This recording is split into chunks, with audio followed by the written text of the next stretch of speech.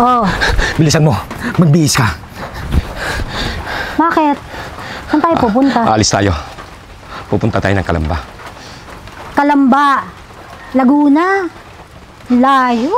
Oo. Sige na. Alam ba kung saan akong galing? Ha?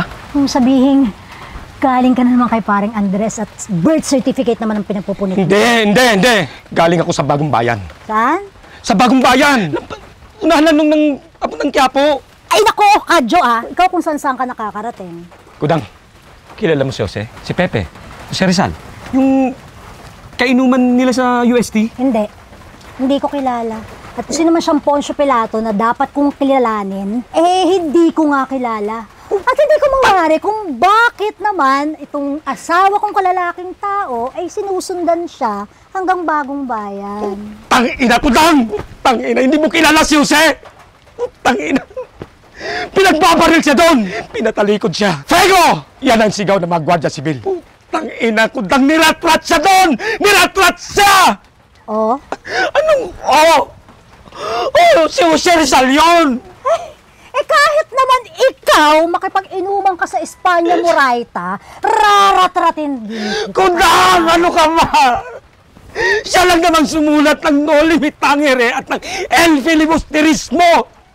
Pinagbabaril siya doon, Kudang! Kaya ang tingin sa kanya ng mga kababayan natin, isa siyang bayani! Bayani si Jose Rizal, Kudang! Bayani! Sumulat lang ng libro, bayani na agad. Ano bang pinagsasabi mo, Kudang? Siya lang naman ang pumukaw sa damdamin natin, mga... Jose.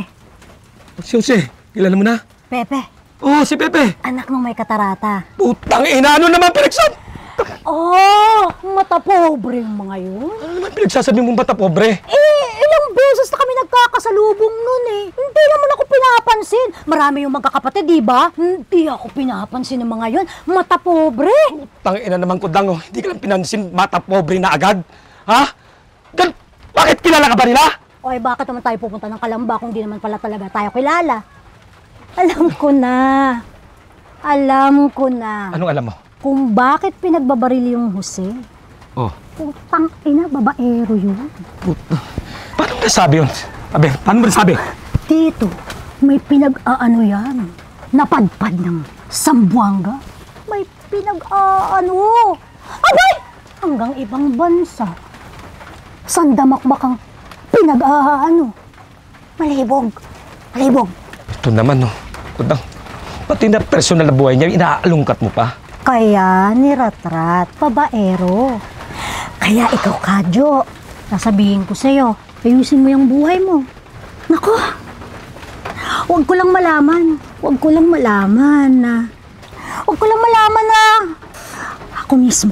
ako mismo magtatanghal sa iyong bayani.